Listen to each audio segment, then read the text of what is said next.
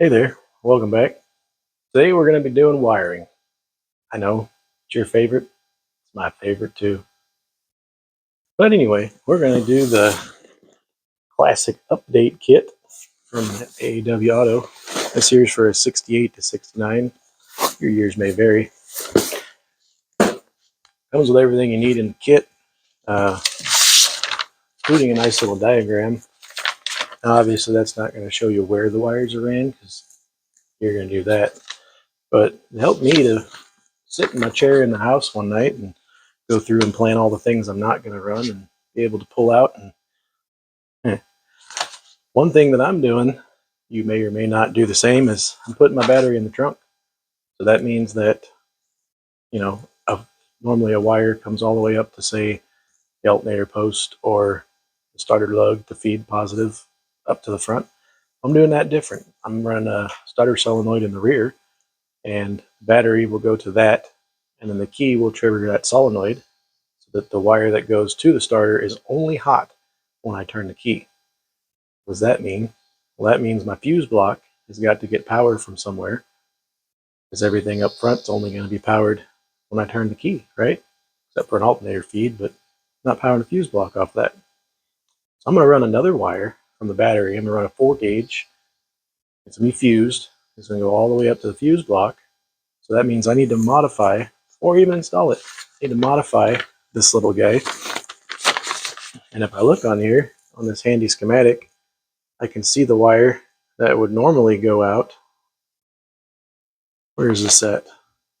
Anyways, I'm going to cut one of the wires on the back side of the fuse block so that I can feed my power into it. Now that's going to be one that normally goes out to the alternator. In the fuse block diagram here, you can look at this bulkhead connection. It normally goes out here, big thick wire, goes out here to the alternator. That's where it picks up its power from, right? Well, I'm not doing that. I'm going to feed mine directly to a fuse in the battery block. So, how am I going to do that? I'm glad you asked.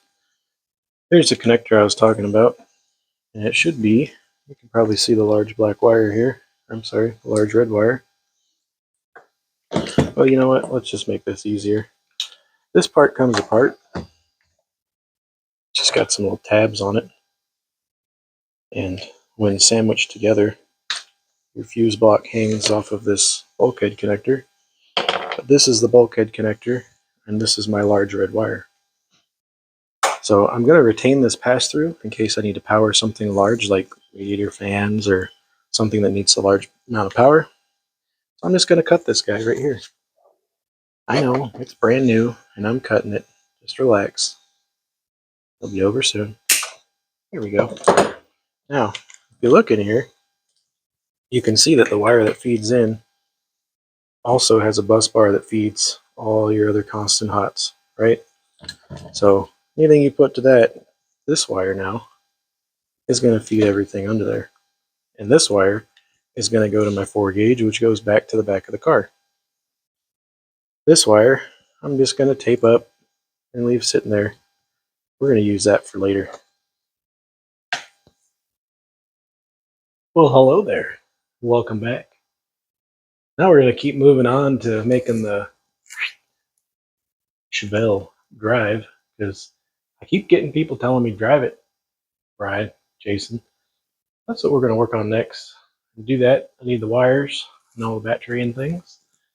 So I'm going to put that in. I have a battery box I'm going to mount in the back. It's a sealed box because I'm running a regular battery, not some crazy race battery or AGM or all them things, just a regular battery. So I'm going to need a vented box to keep all them bad, nasty, dirty fumes out of there. So mount the box, put the battery in, and then I'm going to show you my, let's say, battery wiring. I'm going to show you how I wired up that portion of the car and explain to you what I'm doing. Well, that's where the battery's going to go. Got me my sealed box. That's going to go right in here. Box things. Anyways, I'll get that in there in a second. This is a little panel I made. And that's going to sit way up back here. Some bolts that I have stuck through the fender liner. You won't hardly see that. In fact, you can't see it now because I'm not pointed to it. Kind of blends in back there. Let me explain to you what's going on. So I'm going to have positive from the battery going to these two terminals here, right? Let me back up. Everything's going to run off my kill switch. So kill switch to the battery is going to be this way. When you turn on the kill switch, it's going to feed to these two breakers, or these two fuses. These two fuses are going to go to the front. One's going to go to the alternator. One's going to go to the fuse block. That way I have fused power going to the front directly off the battery. These runs are going to be 4 gauge, and they're going to zip through to the front, and I'll show you those in a minute. I got a big, I think this is 1/0, or double-aught is 1/0, 1/0 gauge.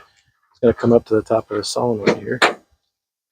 What the solenoid is going to do is when I turn the key on, the key voltage is going to come back and turn on, when I crank the key, so crank signal will come to this solenoid, and when the engine is cranking, or when the key has power for crank, it's going to energize the solenoid, and it's going to send power directly from the battery all the way up to the starter lug. So that's the only constantly hot, large cable that I'm going to have going to the front, is that big 1/0 cable. And I've already ran that, and I'll show you where I did it. Kind of a mess in here right now, but you can see down here, everything has been sound deadened, and then I cut channels in my sound deadening and ran some HVAC tape over top of it so it protected that. So it's fully sheathed. It's got real big thick insulation. It's fully sheathed. Comes out here to the front.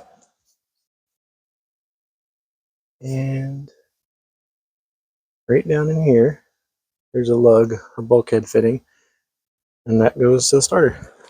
Pretty simple, right?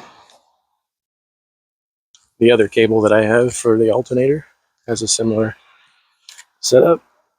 I got a bulkhead fitting here, and that feeds the alternator there. And that's going to be, you can see it right down in there, feeds down. And then there's my 4 gauge going to the trunk. Of course, right now it's just sitting there. And there'll be another one, another 4 gauge that's just for the fuse box. So that's going to be my power wires, my hot wires, if you will, coming back here. And you may be asking, this little guy.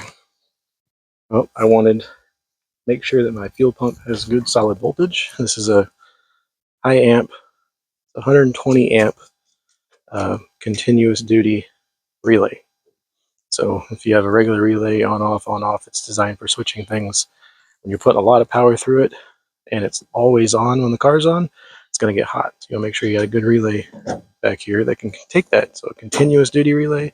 This one's 120 amps. Should be more than I would ever need. But that's going to be what runs the fuel pump. So I'm running the Holley Terminator. Terminator's going to come in with a green wire on down here to trigger the coil. This side's going to be grounded, and then I'll have battery power. So when this trips, it will send battery power to my fuel pump. Fuel pump is right here. You can see the pump and my gauge wire are passing through a gland. I think it's called a gland seal. Basically, they use these in the computer industry. It's to pass a large cable through a bulkhead. So it's like a bulkhead fitting, if you will. I've been using those a lot on this car just because I like it. It's clean, and it can give me a nice little watertight seal. So I got to get the top of the little flange nut and screw on there, and then I'll sheath these, and then these will run up to this little guy. So that's going to be my positive side. Let me get that hooked up. Alright, here we can see we got the on-off cutoff switch here mounted to the trunk support. Battery inputs are going from cutoff switch down here where I hook the battery, and the other side goes to solenoid into this fuse block here. Now I'll run my cables back through the trunk and hook those up. Well, that was entirely uneventful but productive. I got my main wire to the fuse box ran up here and across and back down into the fuse, and I also got all the other miscellaneous things up there wired in.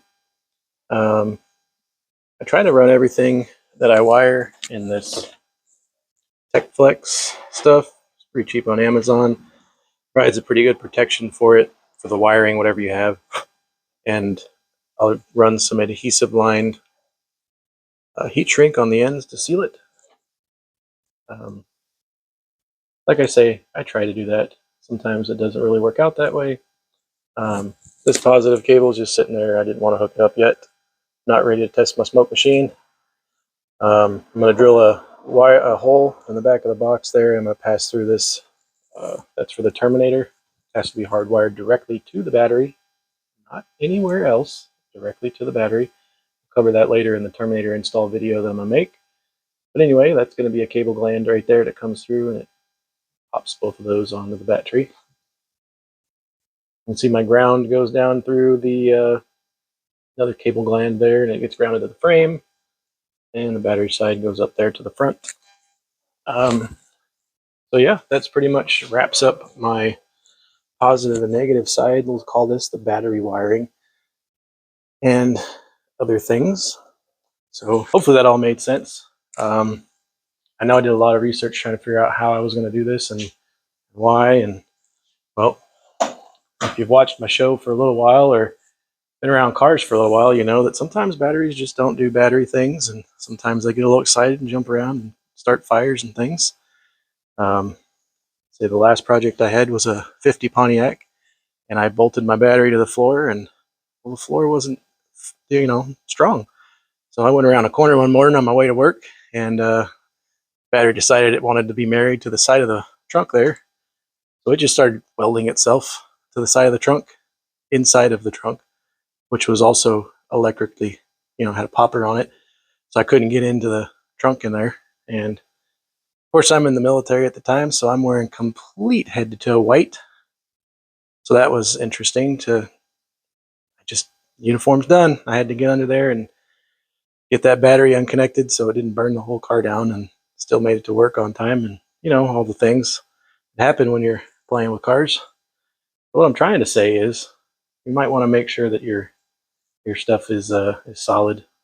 I ran this.